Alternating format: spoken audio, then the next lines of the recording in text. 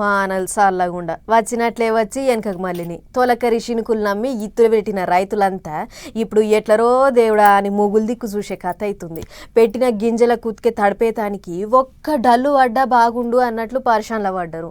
అట్లనే ఇదేదో ఒక్క రైతు ముచ్చట కాదు, 2 తెలుగు రాష్ట్రాలల్లా సరిపోను వానలు లేక అందరి పరిస్థితి అట్లనే ఉన్నది. ఇక చూడుర్రి వానలు లేక జనాల మొక్కులు ఎట్లున్నాయో.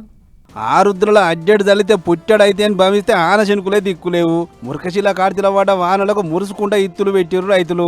ఇక పెట్టినాడు పెట్టిరంటే మళ్ళా ఇదివర దాకా దొయ్యవారిన శనుకులే లేవు. అయినా ఈ వానదేవుడు సుతా అంతకే ఉన్నాడు. వద్దురో భగవంత ఆగమైతున్నామని అన్నప్పుడేమో అలాయించి కొడతాడు, పడాలని పబ్బది పట్టినప్పుడేమో పత్తకు ఉండడు. 2 తెలుగు రాష్ట్రాలల్లో ఖరీఫ్ పంటలకు తయారైన రైతుల పరిస్థితి చాలా అద్రగానే ఉంది.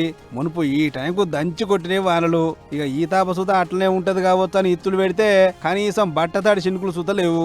అందుకే చాలా దిక్కులో ఇంకా కొందరు ఇత్తులు పెట్టాలా వద్దా, ఏ పంట వేయాలా అనే కానీ ఆగిపోయిర్రు.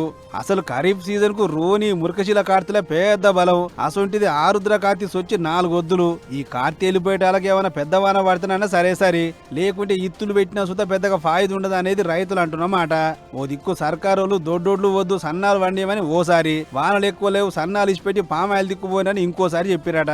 ఇటు చూస్తేనేమో సరిపోను వానలు లేక రైతుల పరిస్థితి ఎటు తెచ్చుకోకుండా తయారైంది.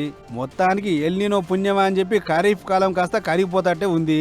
అందుకే పెట్టిన గింజలకు కొందరు జగ్గులతో నీళ్లు పోసుకుంటూ దూప తీరుస్తుంటే ఇంకా కొందరు రైతులు వానలు పడాలని చెప్పి కప్పతల్లి ఆటలాడుతుర్రు.